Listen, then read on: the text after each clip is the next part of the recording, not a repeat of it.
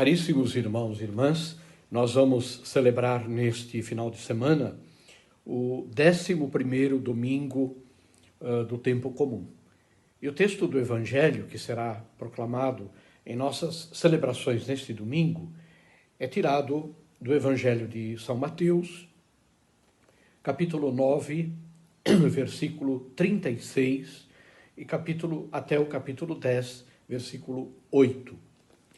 O Senhor esteja convosco, Ele está no meio de nós. Proclamação do Evangelho de Jesus Cristo, segundo Mateus, glória a vós, Senhor.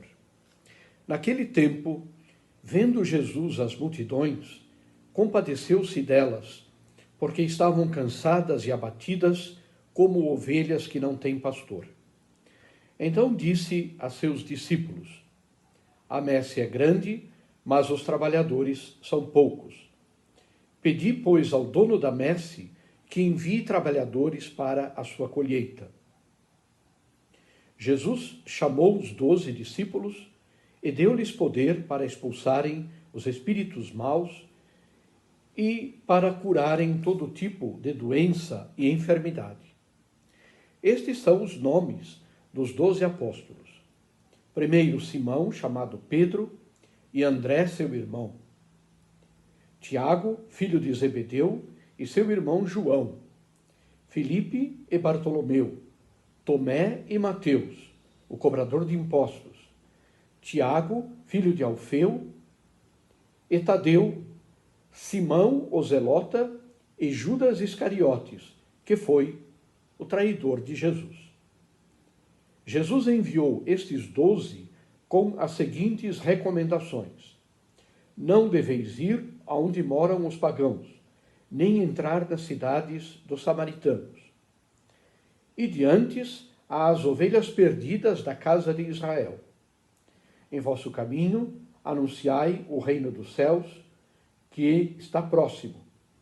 Curai os doentes, ressuscitai os mortos, purificai os leprosos, expulsai os demônios. De graça recebestes, de graça deveis dar. Palavra da salvação, glória a vós, Senhor. Irmãos e irmãs, a palavra de Deus neste domingo, especialmente o Evangelho, nos ensina que nós somos um povo sacerdotal. Jesus Cristo foi constituído pelo Pai como sumo e eterno sacerdote. Só Ele, em nome das pessoas de todos os tempos, oferece a Deus Pai um sacrifício agradável. Assim nos diz a carta aos Hebreus: os sacrifícios e oblações que te foram oferecidas não eram suficientes para te aplacar. Então eu disse: eis-me aqui, ó Pai, para fazer a tua vontade. As vítimas oferecidas no Antigo Testamento nada mais eram do que uma figura do sacrifício da nova lei, no qual a vítima é Jesus Cristo, nosso Senhor. Pelo batismo, nós todos fomos incorporados como membros do corpo místico de Cristo, que é a Igreja, formando um só corpo e uma só vida com Ele. O Concílio Vaticano II nos ensina que a liturgia celebrada pela Igreja, e na qual cada um de nós tem o seu papel, é o exercício deste munus sacerdotal de Jesus Cristo. Não somos, pois, na missa, nós cristãos batizados, simples espectadores. Ao contrário, nós oferecemos também um sacrifício agradável a Deus, unindo este sacrifício ao sacrifício que é oferecido no altar.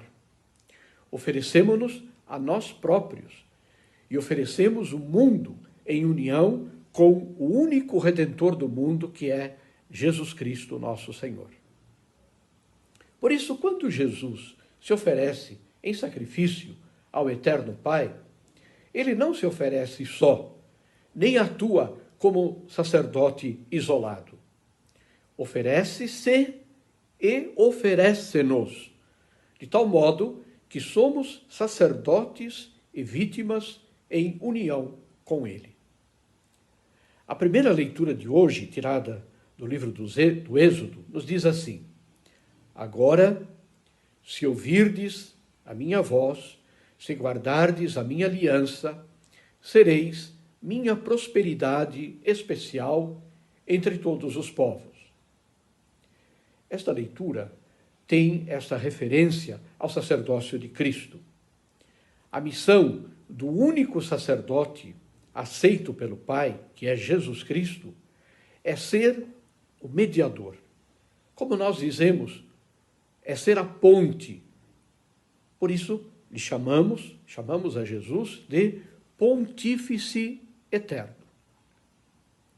Nós construímos com Cristo esta ponte, falando dos homens a Deus, ao pedir, ao desagravar, ao louvar e agradecer por eles.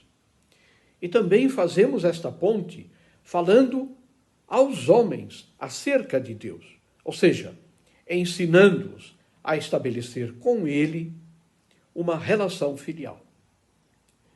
Por exemplo, a preocupação dos pais pela educação religiosa dos seus filhos e a frequência dos sacramentos, as diligências e o trabalho que os movimentos tão bonitos da Igreja realizam nas obras de apostolado, as nossas amizades que encaminham os nossos amigos para Deus e tantas outras iniciativas de caridade espiritual e pastoral são o exercício deste sacerdócio real no meio do mundo.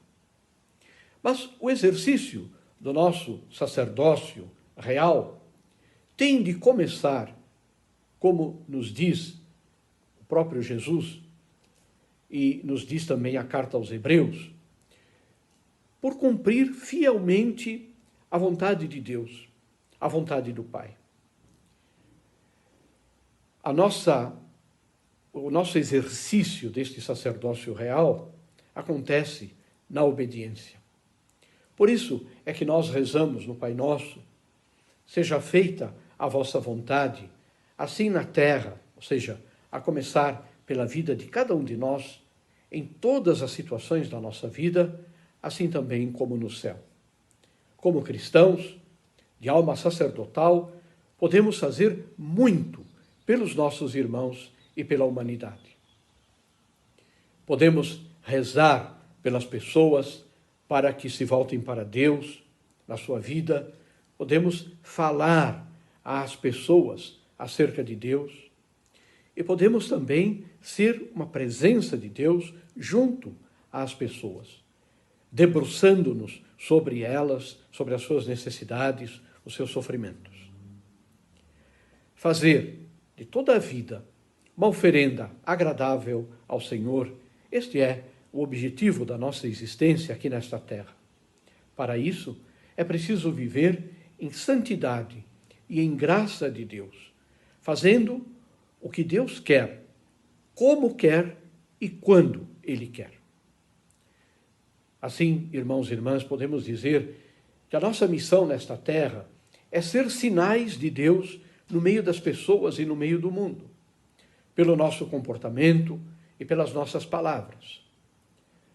Qual o segredo para que esta pessoa se esforce por fazer o trabalho perfeito e com alegria, e não dobre o joelho diante do dinheiro, das honras, da sensualidade, sendo honesta em toda a sua vida? Esta deve ser a grande pergunta, o grande questionamento da nossa vida. Para ser cristão, não bastam as roupas, as cruzes e outros objetos religiosos que nós usamos. O nosso compromisso de cristãos deve levar-nos a sermos sinais de Deus no meio do mundo. O Senhor esteja convosco, Ele está no meio de nós. Abençoe-vos o Deus Todo-Poderoso, Pai e Filho e Espírito Santo. Amém. Louvado seja nosso Senhor Jesus Cristo, para sempre seja louvado. um bom domingo, uma boa semana a todos.